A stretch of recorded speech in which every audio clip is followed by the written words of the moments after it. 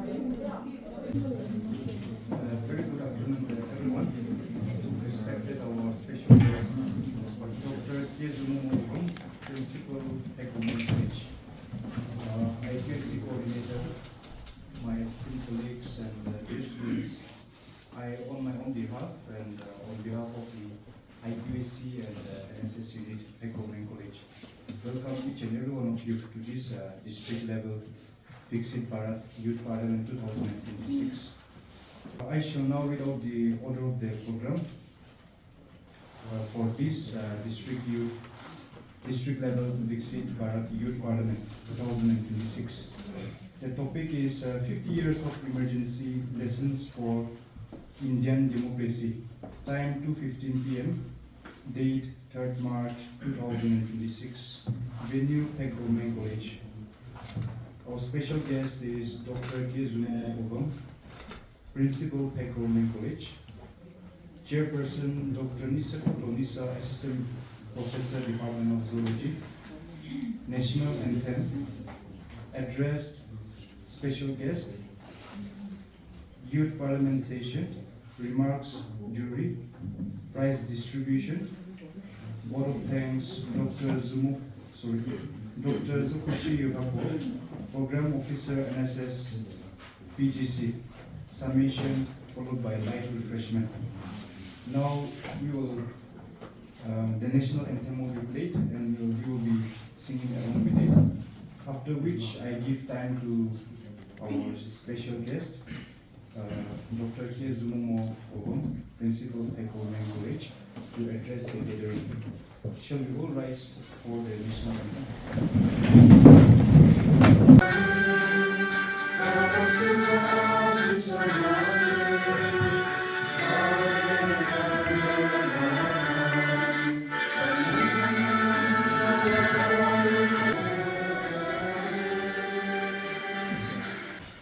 Thank you, Chairperson, juries, and Program Officer of NSS, and my dear children. I'm very happy to have given me the chance to speak here for a few minutes only, because time is yours. You know, we have sung the anthem. How long it should last, the song? How many seconds? Anybody? If I'm not mistaken, 47 seconds to complete the national anthem. I feel honored to be a part of this session with young parliamentarians. Dear students, you stand at a very important stage. I know heart is a universal slogan that students' life is golden life. You are all students and you are in golden life. I tell you this afternoon, if student life is golden life, the life ahead of golden life should be better. I don't know what I will say, but better than golden life. So now you are about to enter another stage of life which should be better than or precious than golden life. I will tell you that. And that is why you are here. We are going to send you to a stage which is better than golden life. You are all enough to understand the world. All enough to understand the world. But you are still young to challenge it. You are all enough to learn, to know the world, but still you are very young to challenge it. Youth Parliament is not just a stimulation of democracy, It is a practice for responsible citizenship. Friends, democracy grows stronger when debates are based on facts. Today you are here, you are going to debate with each other. It should be based on facts. Depends on facts. But some of your friends may disagree with it. So when you speak about the fact, but friends are disagreeing with you, but you have to accept them respectfully. Respectfully. And leadership is guided by service, not self-interest. Our generation has a special responsibility, and you know very well, I am not supposed to teach you. Our parliament was started, first parliament was held in 1952. And that time, our Uncle G, Moti Ji, was a young person who was selling tea in the street. He was very young, but he has something in his mind. So youth parliament was coined by our Uncle Modi in 2013. You know better than me. To see that young people comes up to see and to foster and to lead the nation.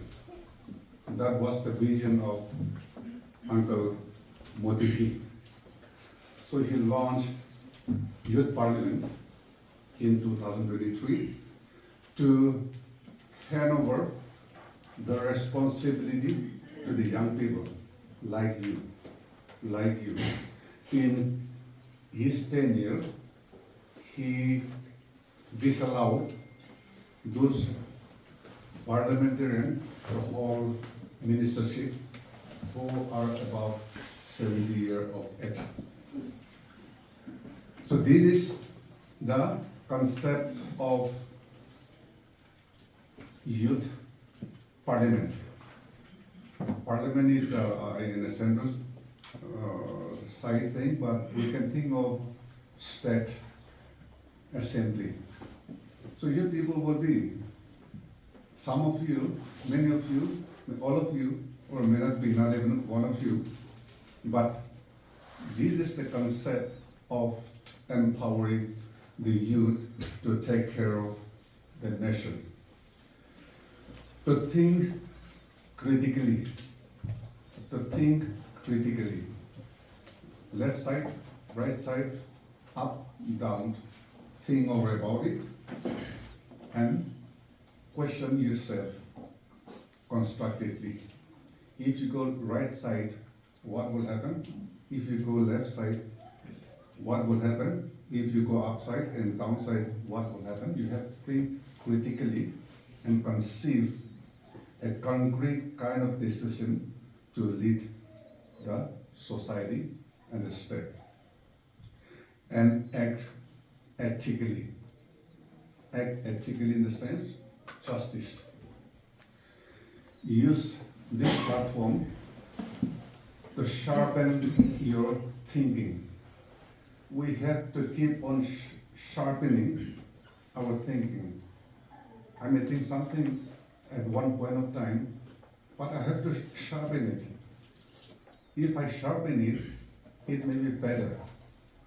So, sharpen your thinking, broaden your views, inclusive of everyone, because democracy is, as you know the definition, so it is inclusive, broaden views, inclusive of poor and rich, low and high,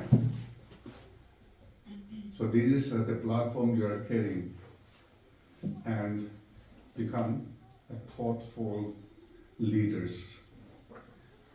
I have nothing much to say, and I'm very thankful to the organizer of this program, especially NSS program officer and the college as a whole for having organized this kind of program.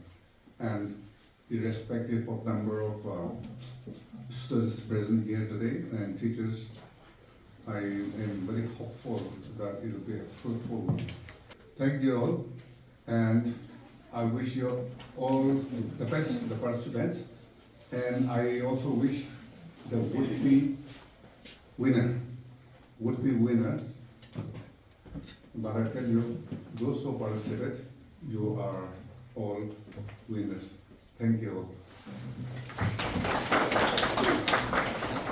Thank you, sir. And now we have come to the most interesting part of the program, that is a youth parliament session. But before giving time to the participants and the jury, I just want to give a brief introduction of what youth parliament is. I'm sure most of us are now aware by now that the government of India's vision for Viksit Bharat 2047, which is to transform India to a fully developed, self-reliant and then prosperous nation by the year 2047.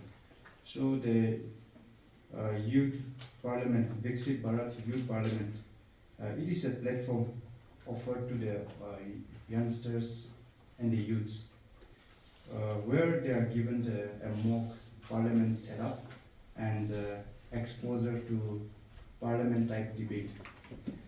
And there are many objectives of this youth parliament, but some of the main objectives are to develop in students an insight about the working of the parliament, the functioning of the parliament, and to make students consider public issues and form their own opinions about them, and to make students aware of the problems that is faced by the society and by our nation, and to develop in students the quality of leadership. So these are some of the objectives of this youth parliament. Therefore, engaging the youth through these youth parliament sessions, they have come to know about the vision and the goal of the parliament functioning, which is actually to bring them for a bigger picture, which is Viksit Bharat 2047. And this youth parliament competitions, it takes place at different levels. District, which we are doing it today, and those who are selected will go to the state level, after which the selected students or the youths will go to the national level, where the parliament will take place in the actual parliament building. So basically, it is a scheme run by the Ministry of Parliamentary Affairs to create awareness about the functioning of the Parliament of India, and so that at least they can give an insight about the nature of work of the Indian Parliament. So with this brief introduction, I now give time to the participants and the jury for the youth parliament session. Honorable members, मैं आप सभी का विकसित भारत युवा संसद के इस सदन में हार्दिक स्वागत करती हूँ. The House shall now come to an order. I request all honorable members to kindly come and occupy their designated seats.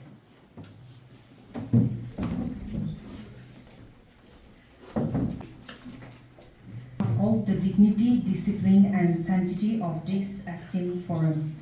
The sitting of the House is now formally commenced. Today's motion for deliberation is both historic and thought-provoking. 50 years of the emergency, lesson for Indian democracy.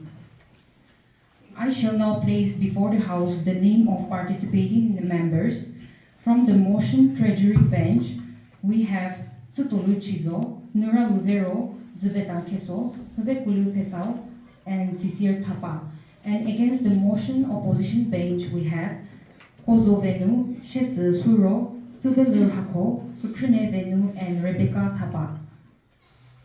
Each participant will get 3 minutes each, and the warning bell will ring after 5 seconds before 3 minutes. The chair now call upon the leader of the Treasury bench to initiate the debate. The House invites your opening remarks. Honorable Madam Speaker, respected members of this august House, I rise to strongly support the motion, 50 years of emergency, lessons for Indian democracy. Let me begin with a question. If Indian democracy was truly destroyed in 1975, how does it stand before us today? Vibrant and functioning. In June 1975, under the leadership of Indira Gandhi, a national emergency was declared under Article 352 of our Constitution. Fundamental rights were suspended, opposition leaders were detained, the press faced restriction. No one in this House denies that it was a great and serious moment in our democratic history. But Honorable Speaker, history must not be reduced to outrage alone. It must be examined for the lessons it leaves behind. Some members may argue that the emergency was the damage of democracy. I firmly disagree. I firmly disagree because, as I've mentioned earlier, democracy stands before us today. It is still vibrant and functioning. The greatest lesson was the supremacy of the Constitution. In emergency, the constitutional safeguards were strengthened to prevent the misuse of emergency provisions. That reform itself is proof that democracy has learned. And the strongest lesson came from the people. In 1977, through peaceful and democratic elections, citizens brought political change. No revolution, no violence, only the ballot. If democracy had collapsed, such a transition would not have been possible. Honorable Speaker, this motion does not glorify emergency, but the emergency was just a warning, and India listened. India did not break in 1975, but India reflected, India tested, corrected, and India moved forward. That is the strength of our democracy, and that is why I stand firmly in support of this motion. Thank you, Honorable Speaker.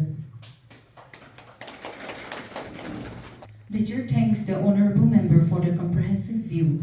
I now recognize the honorable member from the opposition, Mr. Kozo Venu. The House is ready to hear your perspective. Honorable Speaker, Madam, I oppose the justification of this emergency declared in 1975. It is illogical. It is totally unreasonable for a democratic country to justify the sacrifice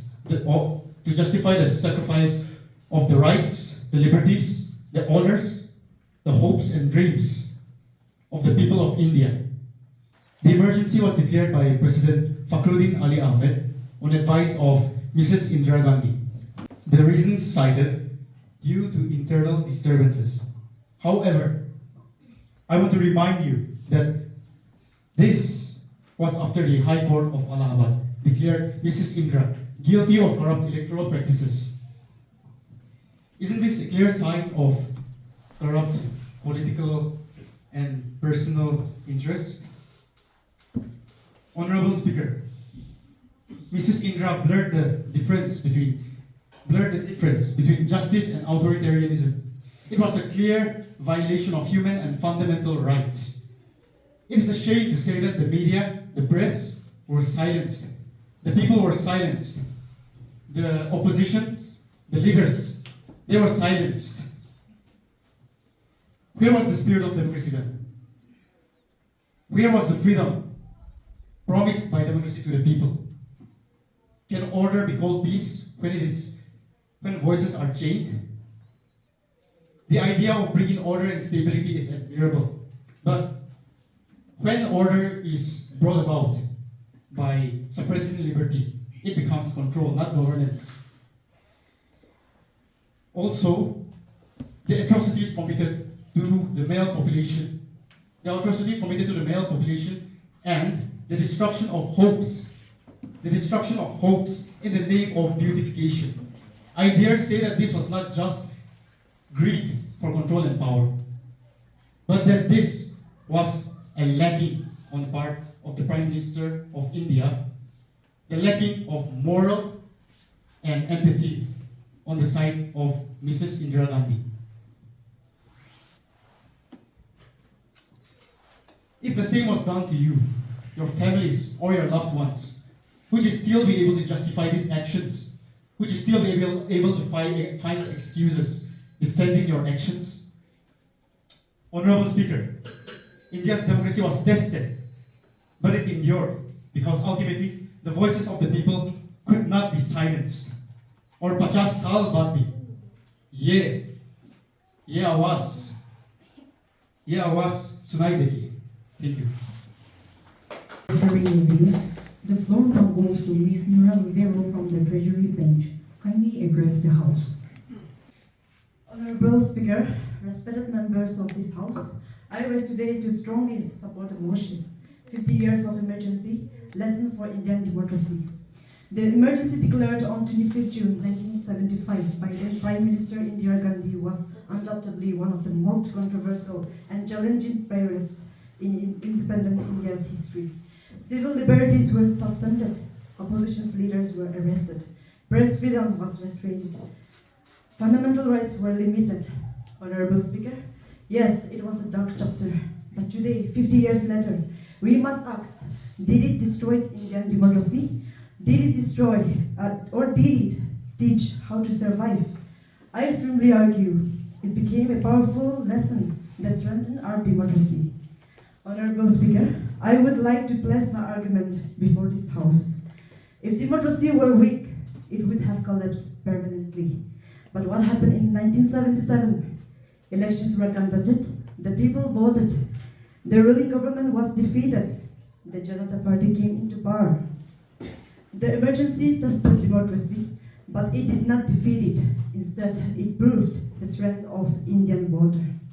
Honorable Speaker, my second argument concerns constitutional reform. After the emergency ended, the government passed the 44th Constitutional Amendment. So, the mistake became a reform. The crisis led to correction. Honorable Speaker, the emergency awakened the citizens of India. People understood the value of speech, the importance of fundamental rights, and the need for accountability. Media became more conscious, civil society became more active, citizens became more alert, democracy matured through experience. Honorable Speaker, I would like to emphasize that since 1975, no government has dared to impose such a sweeping emergency again. Why?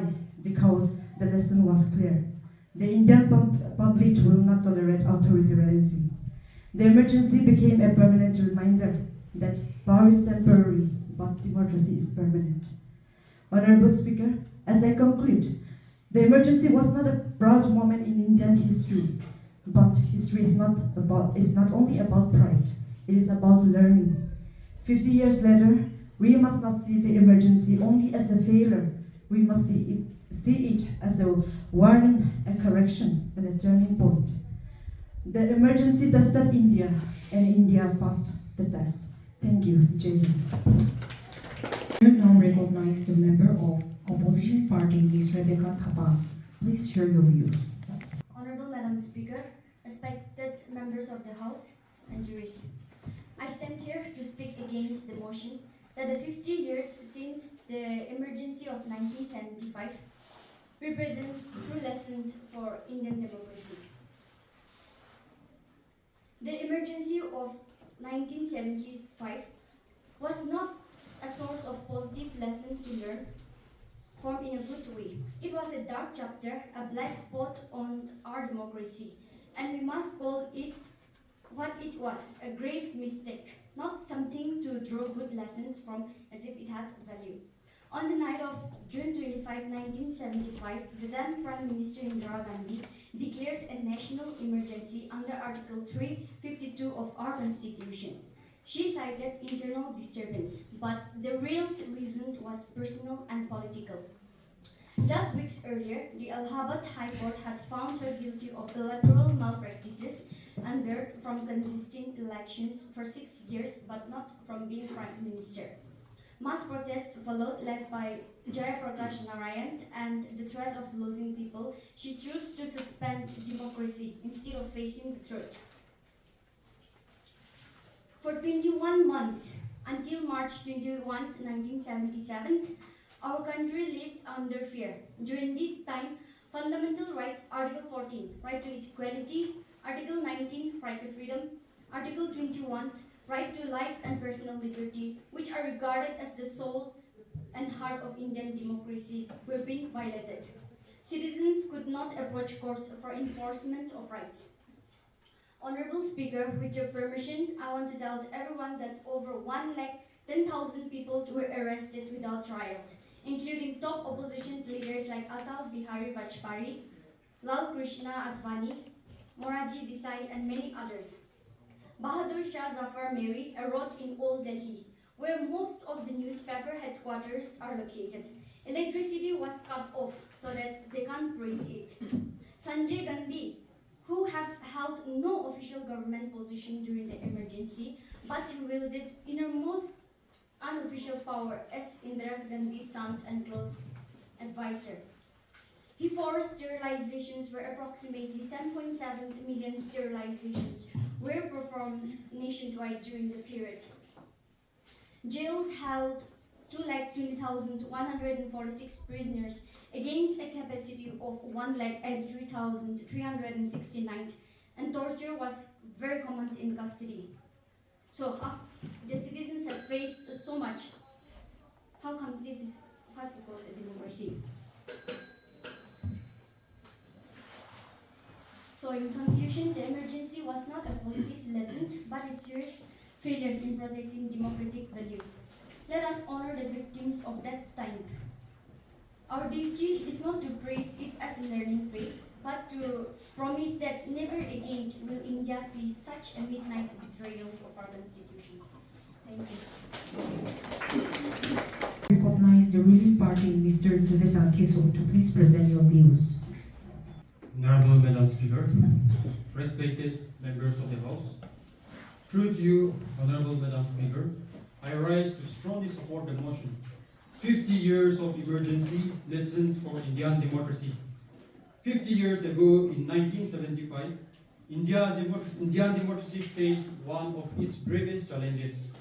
The emergency was declared, fundamental rights were suspended, the press was censored, opposition leaders were imprisoned. Through you, Honorable Madam Speaker, let this House clearly acknowledge this was not a minor political event. It was a direct assault on civil liberties and constitutional principles. However, history is not remembered only for its darkness. It is remembered for the lessons drawn from it. The first lesson was undeniable. Unchecked power is dangerous.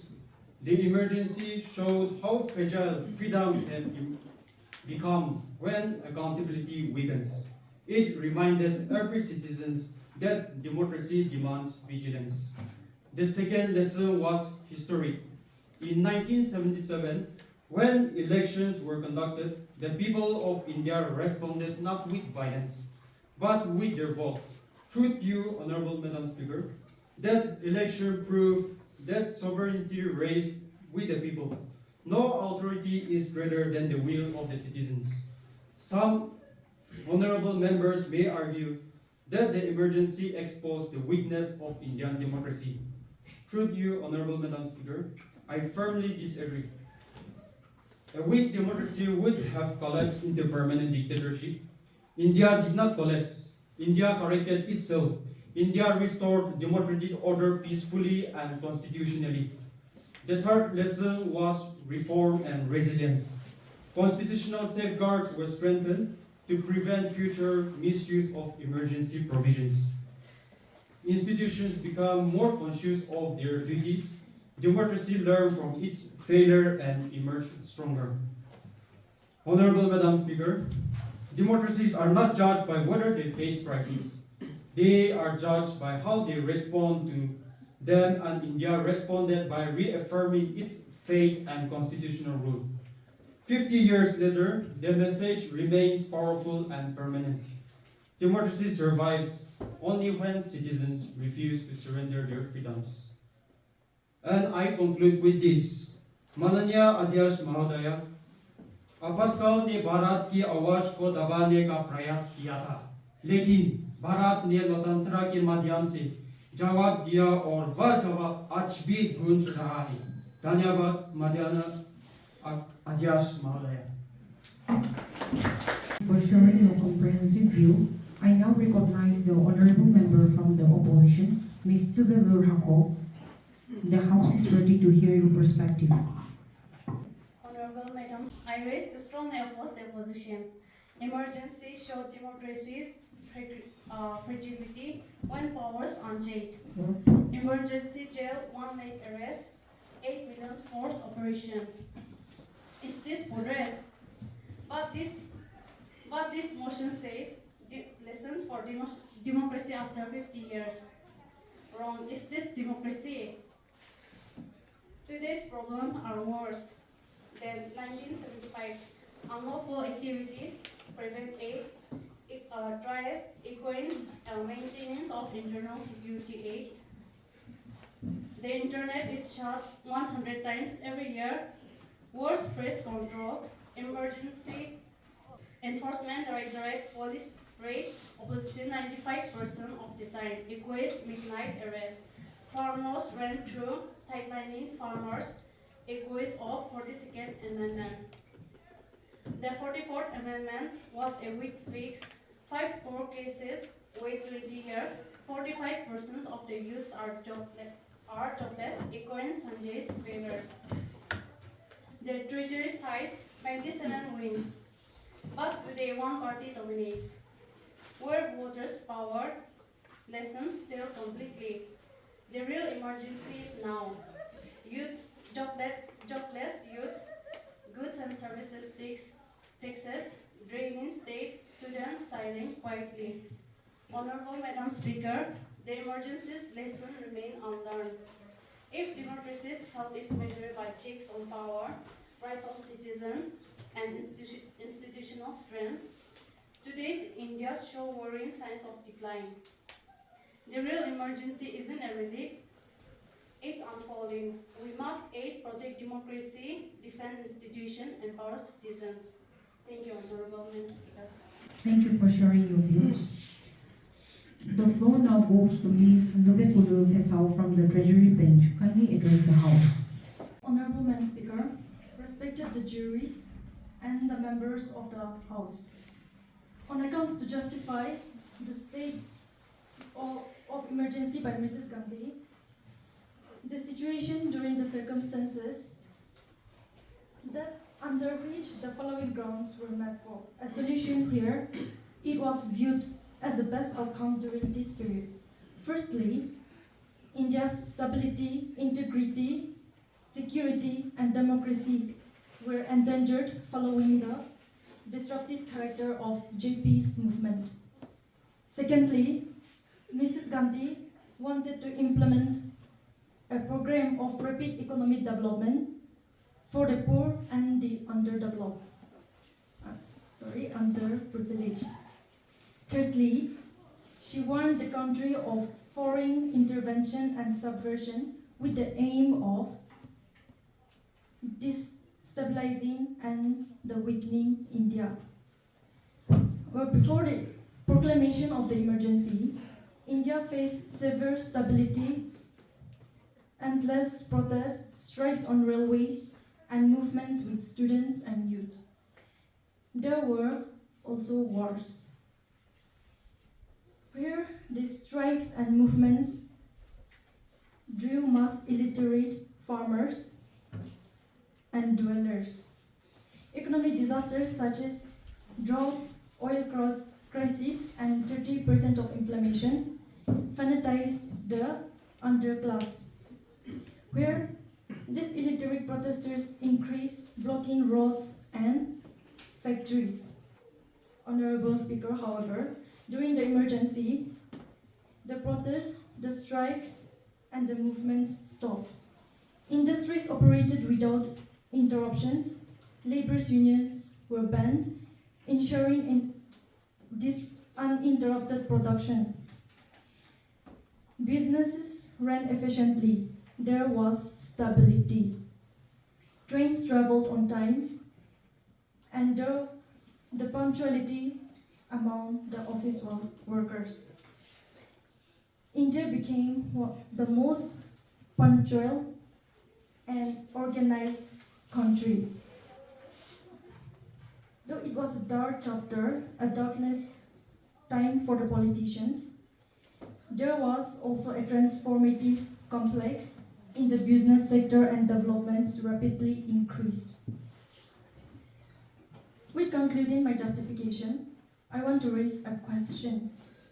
After the upliftment of the emergency and the opposition, that is the BJP, conquering the power in the 1977 election, what was the factor or the reason that made the citizens of India so dissatisfied with the rulings that created a huge landscape for the Congress in the later election and reclaimed the power? Thank you. Views. The chair now goes upon the member Mr. Shitsuro from the opposition bench. Please share your views. Honorable Speaker, Madam. Today I rise to oppose the justification on the emergency imposed on June 1975. On 25th June 1975, emergency was declared by Indira Gandhi, claiming there was internal disturbance. But let us think carefully. Was the country under attack? Was there civil war? No. There was a political crisis after the Allahabad High Court found that the Prime Minister guilty of electoral malpractice. Instead of stepping down, the power was tightened. Fundamental rights were suspended, press censored, lakhs of citizens arrested, the oppositions were arrested, ordinary citizens could not even challenge the government in court. And today we are being told that this strengthened democracy. Now some of the honorable members have argued that the emergency led to the reforms and it made the institutions stronger later. Let us examine that carefully. Yes, the emergency amendments were introduced to prevent the misuse of power. But ask yourself why these reforms were needed in the first place. Because the system was abused. If someone broke a window and we later installed a stronger glass, should we thank the person who broke it? Institutional reforms were introduced because the emergency exposed how dangerous concentrated powers can be. And that is not justification, that is damage control. Democracy did not improve because rights were suspended. It improved because people rejected the suspension in 1977 and voted the government, leading to the rise of the Janata Party. The credit goes to the people and not the emergency. Honorable Speaker, Madam, democracy is not tested by silencing voices. It is tested by allowing criticism. It is not strengthened by fear. It is strengthened by accountability. If we start calling constitutional breakdowns a lesson, we normalize the idea that freedom can be paused whenever the leader feels threatened, and that can be dangerous. So I asked, Honorable Madam Speaker, through you I ask this House, was the suspending of the fundamental rights an act of leadership or insecurity? Was the censoring press a reform or repression? 50 years later, the real lesson is simple. Democracy survives only when power is limited, questioned, and accountable. The emergency was not a fraud chapter, it was a warning, and warning is not an achievement. Thank you for sharing your comprehensive view. Now we shall hear from the ruling party from Mr. Sisir Thapa. Honorable Speaker and respected members of the House. Today, as we reflect of 50 years of the emergency of the lessons learned, I rise to speak in favor of the motion supporting the Congress government decision to impose emergency in 1975. Dear opposition members, the emergency was not declared in haste. nor was it a mere political maneuver. It was the response to extraordinary circumstances that threatened the very stability of our nation. India, in the mid-1970s, was facing severe changes, economic strains, rising inflation, food shortage, labor unrest, and most importantly, widespread of political agitation. The country was on the brink of chaos. In such a situation, decisive leadership was not just desirable, it was essential. Honorable Speaker, the emergency provided political stability. Strike, protests, and disruptions had paralyzed the governments. But by imposing the emergency, the government ensured law and order, allowing essential service to function and the economy to recover. Emergency period was a period of discipline and efficiency. With restrictions in place, production increased, trains ran on time, and administration machinery worked without obstruction. For a developing nation struggling to find its footing, this discipline was necessary to push forward. Yes, mistakes were made. Yes, liberties were curtailed. But let us not forget, the emergency also taught us invaluable lessons. It showed us the need for constitutional safeguard and the resilience of our democracy. In fact, the very debate we hold today, 50 years later, are proof that India emerged stronger, wiser, and more committed to democratic rights. Therefore, Honorable Speaker, we supporting the Congress government's decision is not about denying the flaws of the emergency. It is about recognizing that in extraordinary times, extraordinary measures are sometimes necessary. The emergency was a turning point, one that stabilized India in the short term and strengthened democracy in the long run. Thank you. Thank you for your comprehensive view. I now recognize the honorable member from the opposition, Mr. Zhokusheyi. The House is ready to hear your perspective. Madam Speaker, today I stand in this esteemed House to reflect a defining chapter in the history of our Republic. On the midnight of 25th June 1975, at around 11:45 p.m., the President signed the proclamation under Article 352 Constitution of India. Within hours, Indian change. From June 1975 to March 1977, known as the emergency, and also known as one of the darkest chapter in India history. The emergency lasted for 21 months, but the lesson lasted for 50 years. It was declared by Prime Minister Indira Gandhi. By the morning of 26 June 1975, the opposition leaders were jailed without any trials. Newspapers were censored before sunrise. The citizens lost their fundamental rights overnight. Even leaders like Jayaprakash Narayan were arrested simply for speaking the truth. And yet the ruling party calls the parade necessary. Necessary for whom? Necessary for democracy or necessary for one chair? Democracy does not collapse overnight. It collapses when the government thinks that they are bigger than the constitution. When we question policy implementation, are we committing a crime? Democracy is not a one-sided performance where only the government speaks and everyone else claps. The emergency has taught us that when dissent is treated as danger. Today, as we conduct 50 years of emergency, and yet if the opposition voice are still being ignored or mocked instead of then the lesson remains incomplete. Honorable Madam Speaker, the ruling party may view us as the critics, but the people view us as a representative. We are not here to weaken the nation. We are here to prevent the misuse of power. We are not here to weaken the progress. We are here to ensure that progress reaches everyone. In a democracy as vibrant as Indian, disagreement is not disloyalty. Debate is not defiance. Accountability is not attained. So let the ruling party understand this After 50 years, an opposition that question you is not your enemy. It is the very reason why democracy remains alive. Thank you, Honorable Madam Speaker. Thank you for your comprehensive view. We shall have a time for rebuttal. Each participant will get 2 minutes each, and the warning bell will ring after 5 seconds before 2 minutes. Speaker, the opposition raises the issue of press censorship. Yes, restrictions were imposed, but they were imposed during a declared national emergency under constitutional provisions. Censorship was not meant to erase democracy, but to prevent misinformation and unrest at the time of serious internal instability. If this had truly been authoritarian, press freedom would never have come back. The fact that it did proves that Indian democracy was restricted briefly and not removed permanently. The opposition also speaks about the silence of the people during the emergency, as if the silence of people means the death of democracy.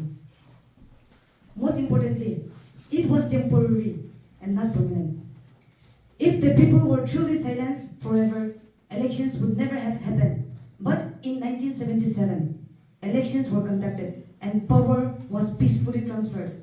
That proves that Indian democracy was not destroyed, it was tested. और यही 50 वर्षों का सबक है. जय Hind. Opposition members, first of all, I want to ask you a question on these things. I've got up on these questions. My opposition has said that democracy is now bright and vibrant. It has strengthened democracy. Also, the elections were held in 1977. Democracy is bright and vibrant. Yes, we can say that democracy is bright and vibrant now. But at the cost of what? At the cost of the lives, at the cost of the honor, at the cost of the dignity of the Indians. The Indians that had to suffer under the rule of Mrs. Indira Gandhi because of the emergency period. Jayaprakash's movement was a peaceful one. It was not an armed rebellion. It was an unarmed rebellion. Civil disobedience movements and armed rebellions are totally different. Civil disobedience is peaceful. Armed rebellions use weapons. My opponents also mentioned about political stability and the traveling of time, traveling of trains on time. During the emergency, of course there was political stability because the people were not allowed to express their emotions. The people were not allowed to speak out. Trains ran on time. But what's the point? Even if the trains ran on time, if the people were silenced, if India was not free, if democracy was silenced, what was the point of trains running on time? The press, of course, it was censored. The press was censored. Also, the silence of the people was temporary. But just because it is temporary doesn't mean that it can be justified. Slavery, it used to be accepted, but now it has been realized that slavery is not a good thing. Thank you. To you, Honorable Speaker, the honorable members of the opposition has stated that that the emergency was a dark chapter, and it destroyed or restricted the press freedom. Yes, it was a dark chapter, and people suffered. But that suffering is exactly why it became a lesson. Democracies grow not by ignoring mistakes, but by correcting them. The reforms after 1977 proved that India learned from that suffering. And yes, press freedom was restricted, and that is exactly why media independence became more valued after 1977. Yes, no democracy is perfect. Every democracy learns two traces. Learning from mistake is not a justification, it is maturity. Dear opposition member, one of you stated that the emergency declared by Indira Gandhi was disciplined, but it was not disciplined or strong leadership. It was authoritarian rule in the name of democracy. Power was in one person's hand, Prime Minister Indira Gandhi advised the President to declare the emergency under Article 352 of the Constitution, citing internal disturbance. But everyone knows that it was not internal disturbance, but it was personal and political. No real elections or opposition. Elections were postponed, parliament was weakened, opposition leaders could not challenge the government freely. Rights were taken away. Fear and control were used. The government ruled by orders without debate. The opposition also claims that the emergency blurred into authoritarianism. But authoritarianism regimes do not restore elections, nor do they willingly step down from power. Yes, strict measures were taken, but strict governance during crisis is not the same as permanent authoritarian rule. Parliament continued to function, and ultimately the people had the final voice. Therefore, I strongly support the motion. Thank you, Honorable Speaker. Thank you, Honorable Speaker, Madam President. Honorable members, some of you have argued that the country became disciplined, administration improved, and decisions were taken quickly. But speed is not democracy, silence is not stability, and fear is not discipline. The real issue here is whether the suspending rights and silencing opposition can ever be justified into a democracy.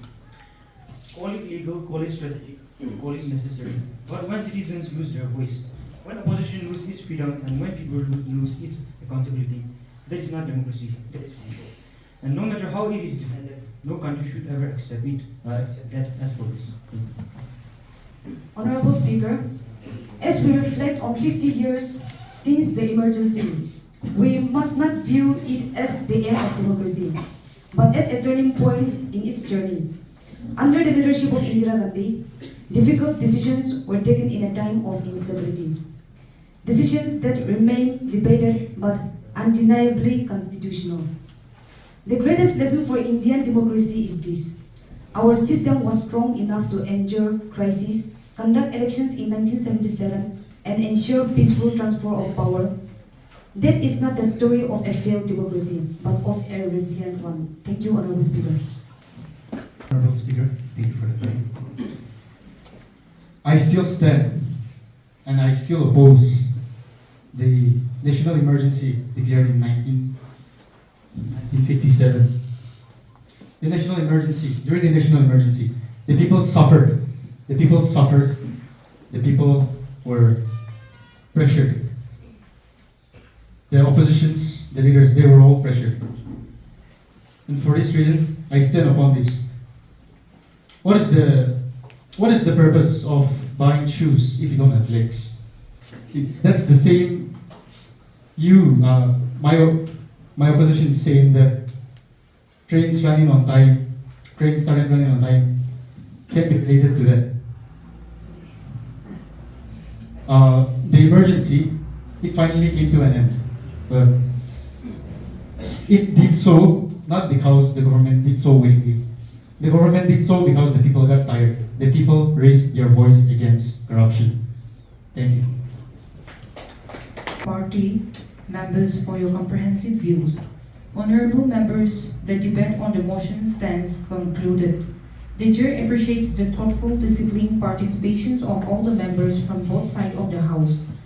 Proceedings shall now move forward as per the program scheduled. It is now my privilege to invite our respected chairperson to kindly address the House. Thank you. Now I give time to the jury for remarks. A very good afternoon to you all once again, our respected special guest and our principal, Dr. Zumomo Ovung, and the nodal officer of NSS and members of NSS, my esteemed colleagues and all my dear students.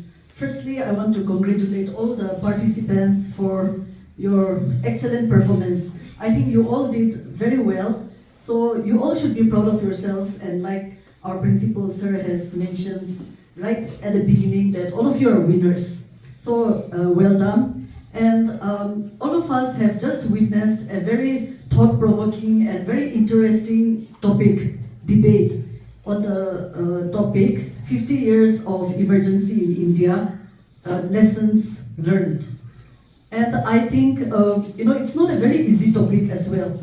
Just to be on the opposition and the treasury bench as well, it's not a it's not a very, it's not very easy to debate on this topic because the complexity of this historical event, of this, it's one of the darkest events, it's one of the darkest chapter of Indian political history. So it's not easy, but you all have done a very good job. And we thoroughly enjoyed, and as jury members, we had a hard time, judging you as well. And for this debate, we have judged you on certain criteria such as content relevance, then your clarity and communication skills, your body language as well, and your adherence to time. So these were some of the parameters that we have judged you on. Thank you all so much, and congratulations once again. Okay, we will give certificate to all of you, and not just a certificate, we will also give you a small token of money for the participation. Not just you got first, second, or third, but all the participants. So token and more. Like what I've said, all of you did well, given the limited time that you have. But of course, at the end of the day, not everyone becomes a winner. There is normally someone who is choosing to be the first or to be the second or to be the third. But let me say, all of you did well, okay? According to the result given by our jury, we have, okay, first, second, third position has been selected. So let me just quickly highlight it to you. The first position for Viksit Bharat Youth Parliament 2026 Phek District, it goes to Miss Nirale of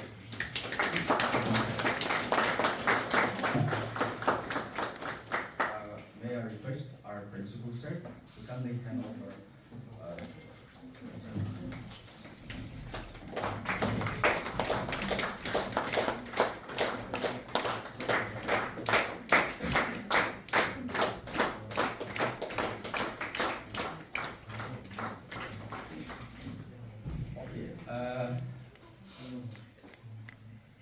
the second position goes to Kosovo.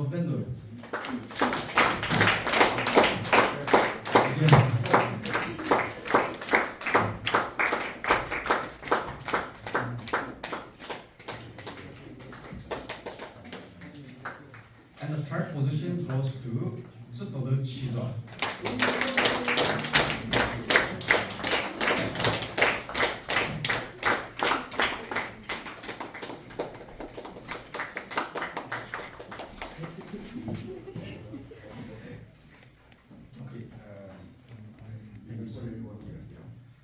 Like what I've said, we want to give certificate to all of you. May I request our Dr. Nisekhoto, Nisa, to kindly hand over the certificate to our participants. Okay. Just a very just a surah. Shishir Papa.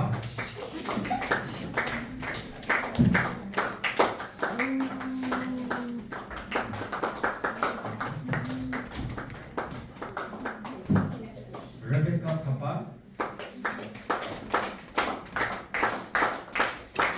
Nagaro.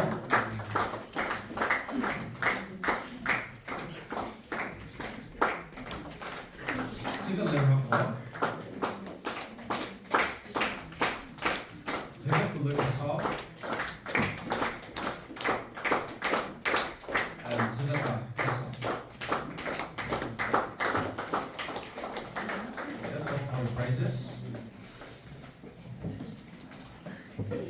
Okay, before we finally wind up and call it a day, let me express my gratitude to each and every one of you for the success of our today's program. Especially, I want to convey my appreciation and thanks to our principal sir for being our special guest for today. And my special thanks goes to our participants. Like what I've said, it was on a very limited time that you have been informed to take part in this program, yet you took part and you did well. Thank you.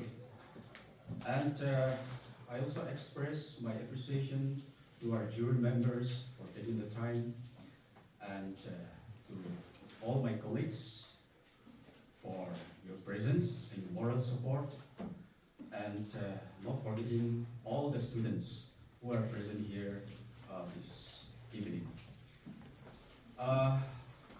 Also allow me to say thank you to all the students who really assisted us in putting up all this arrangement, making all necessary preparation. I will not be able to mention every one of you, but thank you so much. And lastly, allow me to say thanks to my fellow organizing committee members, that is members from NSS Cell, NSS Committee, and IQSC members. Once again, thank you everyone, and have a good evening.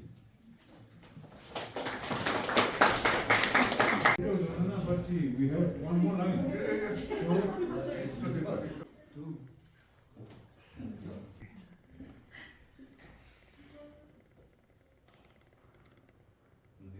With some